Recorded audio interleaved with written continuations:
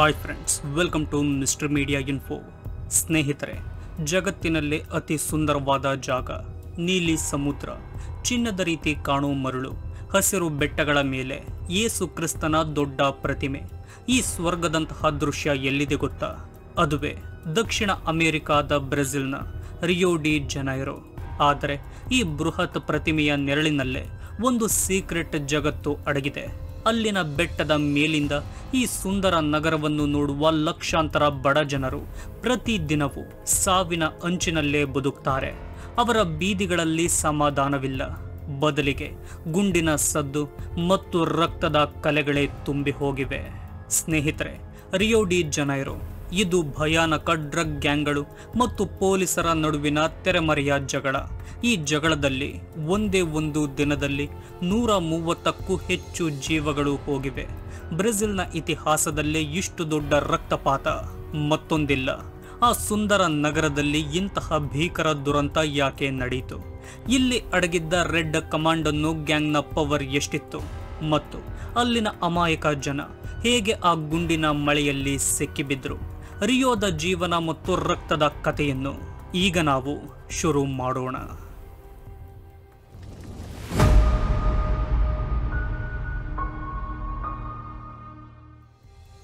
ಜಗತ್ತನ್ನೇ ಬೆಚ್ಚಿ ಬೀಳಿಸಿರುವ ರಿಯೋದ ಜೀವನ ಮತ್ತು ರಕ್ತದ ಕಥೆಯನ್ನು ಈಗ ನಾವು ಶುರು ಮಾಡೋಣ. ಸ್ನೇಹಿತರೆ, ಈಗ ನಾವು ರಿಯೋ ನಗರದ ಆ ಕರಾಳ ಭಾಗದ ಬಗ್ಗೆ ತಿಳಿದುಕೊಳ್ಳೋಣ. ಅಲ್ಲಿನ ಫವೇಲಾಸ್ಗಳು ದಶಕಗಳಿಂದ ಸರ್ಕಾರದ ಗಮನದಿಂದ ದೂರ ಉಳಿದಿವೆ. ಫವೇಲಾಸ್ ಎಂದರೆ ಬ್ರೆಜಿಲ್ನ ದೊಡ್ಡ ನಗರಗಳ ಬಳಿ ಇರುವ ಬಡ ಜನರು ವಾಸಿಸುವ, ಮೂಲ ಸೌಕರ್ಯಗಳಿಲ್ಲದ ಮತ್ತು ಹೆಚ್ಚಾಗಿ ಡ್ರಗ್ ಗ್ಯಾಂಗ್ಗಳ ಕಂಟ್ರೋಲ್ನಲ್ಲಿರುವ ಸ್ಲಮ್ಗಳು. ಇಲ್ಲಿ ಕುಡಿಯುವ ನೀರು, ಉತ್ತಮ ರಸ್ತೆ ಅಥವಾ ಆಸ್ಪತ್ರೆಯಂತಹ ಮೂಲ ಸೌಕರ್ಯಗಳು ಕೂಡ ಸರಿಯಾಗಿ ಇರುವುದಿಲ್ಲ. ಈ ಕಾರಣಕ್ಕೆ ಆ ಪ್ರದೇಶಗಳಲ್ಲಿ ಡ್ರಗ್ ಮತ್ತು ಇತರೆ ಅಪರಾಧ ಜಾಲಗಳನ್ನು ನಡೆಸುವ ಗ್ಯಾಂಗ್ಗಳು ಸ್ಟ್ರಾಂಗ್ ಆಗಿ ಬೆಳೆದಿವೆ.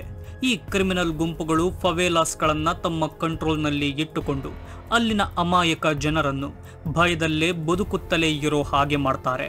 ಹೀಗಾಗಿ ಈ ಫವೇಲಾಸ್ಗಳು ಅಪರಾಧಿಗಳ ಪಾಲಿಗೆ ಸೇಫ್ ಪ್ಲೇಸ್ ಆಗಿಬಿಟ್ಟಿದೆ. ಈ ಕರಾಳ ಜಗತ್ತನ್ನು ಕಂಟ್ರೋಲ್ ಮಾಡುತ್ತಿರೋ ಪ್ರಮುಖ ಗ್ಯಾಂಗ್ಗಳಲ್ಲಿ ಒಂದು ಕಮಾಂಡೋ ಫರ್ಮೆಲ್ಹೋ. ಇದನ್ನು ರೆಡ್ ಕಮಾಂಡ್ ಅಂತಾನೂ ಕರೀತಾರೆ. 1970ರ ದಶಕದಲ್ಲಿ ಬ್ರೆಜಿಲ್ನ ಜೈಲುಗಳಲ್ಲಿ ಹುಟ್ಟಿಕೊಂಡ ಈ ಗ್ಯಾಂಗ್ ಇಂದು ಲೋಕಲ್ ಗ್ಯಾಂಗ್ ಆಗಿ ಉಳಿದಿಲ್ಲ. ಇದು ಡ್ರಗ್ಸ್, ವೆಪನ್ ಟ್ರಾಫಿಕಿಂಗ್ ಮತ್ತು ಸುಲಿಗೆ ಮಾಡುವ ಒಂದು ದೊಡ್ಡ ಅಪರಾಧದ ನೆಟ್ವರ್ಕ್ ಆಗಿ ಬೆಳೆದಿದೆ. ಈ ಗ್ಯಾಂಗ್ ತನ್ನ ಪವರ್ ಅನ್ನು ರಿಯೋದಿಂದ ಹಿಡಿದು ಅಮೆಜಾನ್ನ ಕೆಲವು ಭಾಗಗಳಿಗೂ ವಿಸ್ತರಿಸುತ್ತಾ ಬ್ರೆಜಿಲ್ನ ಭದ್ರತೆಗೆ ದೊಡ್ಡ ತಲೆನೋವು ಕೊಡುತ್ತಾ ಬಂದಿದೆ. ಅವರ ವಿಸ್ತರಣೆಯನ್ನು ತಡೆಯಲೇಬೇಕಂತ ಅಧಿಕಾರಿಗಳು 1 ವರ್ಷಕ್ಕೂ ಹೆಚ್ಚು ಕಾಲ ಇನ್ವೆಸ್ಟಿಗೇಷನ್ ನಡೆಸ್ತಾನೆ ಬಂದಿದ್ರು. ಗ್ಯಾಂಗ್ನ ವಿಸ್ತರಣೆಯಿಂದ ಡ್ರಗ್ಸ್ ಸಾಗಣೆ ಮತ್ತು ಇತರೆ ಅಪರಾಧಗಳು ಹೆಚ್ಚುತ್ತಿವೆ ಅಂತ ಗೊತ್ತಾದ ಮೇಲೆ ಅಧಿಕಾರಿಗಳು ಒಂದು ದೊಡ್ಡ ನಿರ್ಧಾರ ತಗೋತಾರೆ. ಅದೇ ಆಪರೇಷನ್ ಕಂಟೈನ್ಮೆಂಟ್ ಎಂಬ ಬೃಹತ್ ಪೊಲೀಸ್ ಆಪರೇಷನ್. ಸುಮಾರು 2500 ಪೊಲೀಸ್ ಅಧಿಕಾರಿಗಳು ಮತ್ತು ಸೈನಿಕರು ಈ ದಾಳಿಗೆ ರೆಡಿಯಾಗಿ ನಿಲ್ತಾರೆ. ಇದರ ಮುಖ್ಯ ಉದ್ದೇಶ ಕಮಾಂಡೋ ವರ್ಮೆಲ್ಹೋ ನಾಯಕನನ್ನು ಅರೆಸ್ಟ್ ಮಾಡೋದು. ಅದಕ್ಕಾಗಿಯೇ ಕಾಲ್ನಡಿಗೆಯಲ್ಲಿ ಮತ್ತು ಶಸ್ತ್ರಸಜ್ಜಿತ ಟ್ರಕ್ಗಳಲ್ಲಿ ಭದ್ರತಾ ಸಿಬ್ಬಂದಿ ಅತಿ ದೊಡ್ಡ ಕಾಂಪ್ಲೆಕ್ಸ್ಗಳಿರುವ ದಟ್ಟವಾದ ಪ್ರದೇಶಗಳಿಗೆ ನುಗ್ಗಿದಾಗ ಮಂಗಳವಾರ ಬೆಳಗಿನ ಜಾವ ಆಪರೇಷನ್ ಶುರುವಾಗುತ್ತೆ. ಪೊಲೀಸರು ಫವೇಲಾಸ್ಗಳಿಗೆ ಕಾಲಿಟ್ಟ ತಕ್ಷಣವೇ ಅಲ್ಲಿನ ವಾತಾವರಣ ಪೂರ್ತಿ ಯುದ್ಧ ಭೂಮಿಯಾಗಿ ಬದಲಾಗುತ್ತೆ. ಗ್ಯಾಂಗ್ ಸದಸ್ಯರು ತಕ್ಷಣವೇ ಪ್ರತಿದಾಳಿ ಮಾಡ್ತಾರೆ. ಅವರು ಟೈರ್ಗಳಿಗೆ ಬೆಂಕಿ ಹಾಕಿ ರಸ್ತೆಗಳನ್ನು ಬ್ಲಾಕ್ ಮಾಡುವುದು ಮಾತ್ರವಲ್ಲ, ಡ್ರೋನ್ಗಳನ್ನು ಬಳಸಿ ಪೊಲೀಸರ ಮೇಲೆ ಬಾಂಬ್ಗಳನ್ನು ಸಹ ಎಸಿತಾರೆ. ಈ ಪ್ರದೇಶ ಕೆಲವೇ ಗಂಟೆಗಳಲ್ಲಿ ನಿಜವಾದ ವಾರ್ ಝೋನ್ ಆಗಿಬಿಡುತ್ತೆ. ರಸ್ತೆಗಳು ಮುಚ್ಚಿ ಹೋಗುತ್ತವೆ, ಬಸ್ ಸೇವೆಗಳು ನಿಲ್ಲುತ್ತವೆ ಮತ್ತು ಏರ್ಪೋರ್ಟ್ ಬಳಿ ವಿಮಾನಗಳ ಹಾರಾಟದಲ್ಲಿಯೂ ಪ್ರಾಬ್ಲಮ್ ಶುರುವಾಗುತ್ತೆ. ಈ ಹಿಂಸಾಚಾರದಿಂದ ಶಾಲೆಗಳು, ಕಾಲೇಜುಗಳು ಮತ್ತು ಅಂಗಡಿಗಳು ಬಂದ್ ಆಗಿದ್ದವು. ಗುಂಡಿನ ದಾಳಿ ಮತ್ತು ಪ್ರತಿ ದಾಳಿಯ ನಂತರ ಸಂಜೆಯ ಹೊತ್ತಿಗೆ ಆ ದುರಂತದ ನಿಜವಾದ ಕತೆ ಗೊತ್ತಾಗುತ್ತೆ. 2 ಮುಖ್ಯ ನೆರೆಹೊರೆಗಳಲ್ಲಿ ಶವಗಳು ಚೆಲ್ಲಾಪಿಲ್ಲಿಯಾಗಿ ಬಿದ್ದಿರುತ್ತವೆ. ಅಧಿಕಾರಿಗಳು ವೆಪನ್ಗಳನ್ನು ಮತ್ತು ಡ್ರಗ್ಗಳನ್ನು ವಶಪಡಿಸಿಕೊಂಡಿದ್ದರು. ಸಾವಿನ ಸಂಖ್ಯೆ ಮಾತ್ರ ಇಡೀ ದೇಶವನ್ನ ಬೆಚ್ಚಿ ಬೀಳಿಸುತ್ತೆ. ಈ ದಾಳಿಯಿಂದ 132ಕ್ಕೂ ಹೆಚ್ಚು ಜನರು ಕೊಲ್ಲಲ್ಪಟ್ಟರು. ಇದು ರಿಯೋ ಡಿ ಜನೈರೋದ ಇತಿಹಾಸದಲ್ಲೇ ನಡೆದ ಅತ್ಯಂತ ಮಾರಕ ಪೊಲೀಸ್ ಆಪರೇಷನ್ ಎಂದು ದಾಖಲಾಗಿದೆ. ಸತ್ತವರಲ್ಲಿ 4 ಪೊಲೀಸ್ ಅಧಿಕಾರಿಗಳು ಇದ್ದಾರೆ ಎಂದು ಸರ್ಕಾರ ಹೇಳುತ್ತೆ. ಸತ್ತವರಲ್ಲಿ ಕೆಲವರು ಗ್ಯಾಂಗ್ ಸದಸ್ಯರೇ ಆಗಿದ್ದರು. ಅಲ್ಲಿನ ಲೋಕಲ್ ಜನರ ಮಾತು ಕೇಳಿದರೆ ದುಃಖವಾಗುತ್ತೆ. ಅನೇಕ ಅಮಾಯಕ ನಾಗರಿಕರು ಗುಂಡಿನ ದಾಳಿಯಲ್ಲಿ ಸಿಕ್ಕಿ ಸತ್ತಿದ್ದಾರೆ ಎಂದು ಅಳುತ್ತಾ ಆರೋಪಿಸುತ್ತಾರೆ. ಕುಟುಂಬಗಳು ತಮ್ಮವರ ಶವಗಳನ್ನು ಗುರುತಿಸಲು ಆಸ್ಪತ್ರೆಯ ಹೊರಗೆ ಸಾಲುಗಟ್ಟಿ ನಿಲ್ಲಬೇಕಾಗುತ್ತೆ.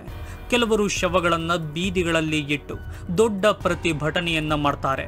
ಈ ದುರಂತ ಬ್ರೆಜಿಲ್ನಲ್ಲಿ ಪೊಲೀಸರು ಮಾಡುವ ಅತಿರೇಕದ ಹಿಂಸೆಯ ಬಗ್ಗೆ ದೊಡ್ಡ ಪ್ರಶ್ನೆಗಳನ್ನ ಹುಟ್ಟುಹಾಕುತ್ತೆ. ಈ ದೊಡ್ಡ ಆಪರೇಷನ್ ಕಾರಣದಿಂದಾಗಿ ಭಾರಿ ವಿವಾದ ಶುರುವಾಗುತ್ತೆ. ಮಾನವ ಹಕ್ಕುಗಳ ಸಂಸ್ಥೆಗಳು ಪೊಲೀಸರ ಕೆಲಸದ ರೀತಿ ಬಗ್ಗೆ ತೀವ್ರವಾಗಿ ಟೀಕಿಸುತ್ತಾರೆ. ಇದು ಕೇವಲ ಒಂದು ಅರೆಸ್ಟ್ ಮಾಡುವ ಆಪರೇಷನ್ ಅಲ್ಲ, ಇದು ಮ್ಯಾಸಿಕರ್ ಅಂದರೆ ಹತ್ಯಾಕಾಂಡ ಅಂತ ಅವರು ನೇರವಾಗಿ ಆರೋಪಿಸುತ್ತಾರೆ. ಅಲ್ಲಿನ ನಾಗರಿಕರು ಪೊಲೀಸರು ಮತ್ತು ಈ ಡ್ರಗ್ ಗ್ಯಾಂಗ್ ಎರಡರಿಂದಲೂ ನಮಗೆ ತೊಂದರೆಯಾಗುತ್ತಾ ಇದೆ ಎಂದು ವಾದ ಮಾಡ್ತಾರೆ. ರಿಯೋ ಗವರ್ನರ್ ಆದ ಕ್ಲಾಡಿಯೋ ಕ್ಯಾಸ್ಟ್ರೋ ಈ ದಾಳಿಯನ್ನು ಡ್ರಗ್ ಟೆರರಿಸ್ಟ್ಗಳ ವಿರುದ್ಧದ ಐತಿಹಾಸಿಕ ವಿಜಯ ಅಂತ ಸಮರ್ಥನೆ ಮಾಡ್ತಾರೆ. ಅಪರಾಧಿಗಳ ವಿರುದ್ಧದ ಯುದ್ಧದಲ್ಲಿ ಪೊಲೀಸರು ಗೆದ್ದಿದ್ದಾರೆ ಅಂತ ಹೇಳ್ತಾರೆ. ಆದರೆ ಈ ಸಾವಿನ ಸಂಖ್ಯೆ ಬ್ರೆಜಿಲ್ನ ಅಧ್ಯಕ್ಷನಾದ ಲೂಲಾ ಡಿ ಸಿಲ್ವಾ ಅವರಿಗೆ ಶಾಕ್ ನೀಡುತ್ತೆ. ಇಷ್ಟು ದೊಡ್ಡ ಆಪರೇಷನ್ ಬಗ್ಗೆ ಫೆಡರಲ್ ಸರ್ಕಾರಕ್ಕೆ ಯಾವುದೇ ಮಾಹಿತಿ ನೀಡಿಲ್ಲ ಎಂಬ ಮಾತು ಹೇಳ್ತಾರೆ. ಸಾವಿನ ಸಂಖ್ಯೆ ಮತ್ತು ಹಿಂಸಾಚಾರದ ಪ್ರಮಾಣ ನೋಡಿ ದೇಶದ ಸುಪ್ರೀಂ ಕೋರ್ಟ್ ಮಧ್ಯ ಪ್ರವೇಶ ಮಾಡುತ್ತೆ. ಅವರು ಗವರ್ನರ್ಗೆ ಈ ಘಟನೆ ಹೇಗೆ ನಡೆಯಿತು ಎಂಬುದರ ಬಗ್ಗೆ ಎಕ್ಸ್ಪ್ಲನೇಷನ್ ನೀಡಲು ಆದೇಶ ನೀಡುತ್ತಾರೆ. ಇತ್ತ ಇಂಟರ್ನ್ಯಾಷನಲ್ ಲೆವೆಲ್ನಲ್ಲೂ ಈ ಘಟನೆ ಸದ್ದು ಮಾಡುತ್ತೆ. ವಿಶ್ವಸಂಸ್ಥೆಯ ಮಾನವ ಹಕ್ಕುಗಳ ಆಫೀಸ್ ಸಾವಿನ ಸಂಖ್ಯೆಯಿಂದ ಆಘಾತ ವ್ಯಕ್ತಪಡಿಸಿ ಹೇಳಿಕೆಯನ್ನ ಬಿಡುಗಡೆ ಮಾಡ್ತಾರೆ. ಅವರು ಹತ್ಯೆಗಳನ್ನ ಖಂಡಿಸಿ ಪೊಲೀಸ್ ಆಪರೇಷನ್ ಬಗ್ಗೆ ತಕ್ಷಣವೇ ಒಂದು ಪಾರದರ್ಶಕ ತನಿಖೆಗೆ ಒತ್ತಾಯ ಮಾಡ್ತಾರೆ. ಈ ಘಟನೆಯು ಬ್ರೆಜಿಲ್ನಲ್ಲಿ ಹಿಂಸೆ ಯಾವ ರೀತಿ ನಡೀತಿದೆ ಎಂಬುದನ್ನ ತೋರಿಸುತ್ತೆ. ರಿಯೋದಲ್ಲಿ ಇತ್ತೀಚಿನ ವರ್ಷಗಳಲ್ಲಿ ದೊಡ್ಡ ಇಂಟರ್ನ್ಯಾಷನಲ್ ಕಾರ್ಯಕ್ರಮಗಳ ಮೊದಲು ಇದೇ ರೀತಿ ದೊಡ್ಡ ಆಪರೇಷನ್ಗಳು ನಡೆಯುತ್ತಲೇ ಬಂದಿವೆ. ಅಲ್ಲಿನ ನ್ಯೂಸ್ ರಿಪೋರ್ಟರ್ಸ್ ಈ ದಾಳಿಗಳು ಕೇವಲ ರಾಜಕೀಯ ಶೋ ಹೊರತು ಗ್ಯಾಂಗ್ಗಳನ್ನು ನಿಜವಾಗಿಯೂ ವೀಕ್ ಮಾಡೋದಿಲ್ಲ ಎಂದು ವಾದ ಮಾಡ್ತಾರೆ.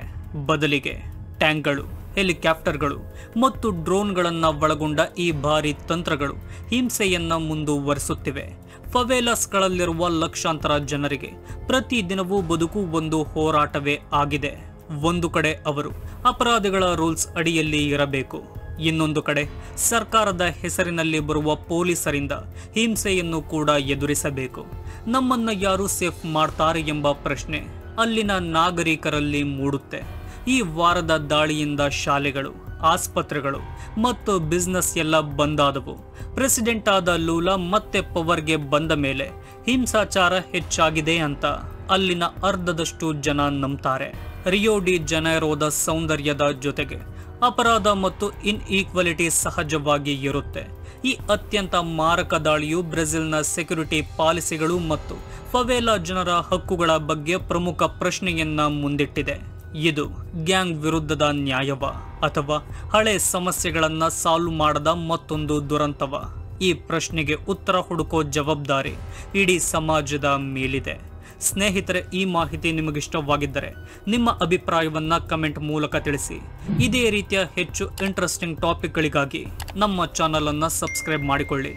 ಮತ್ತೊಂದು ಟಾಪಿಕ್ನೊಂದಿಗೆ ನಿಮ್ಮನ್ನ ಭೇಟಿಯಾಗ್ತೀನಿ. ವಿಡಿಯೋ ನೋಡಿದ್ದಕ್ಕೆ ಧನ್ಯವಾದಗಳು.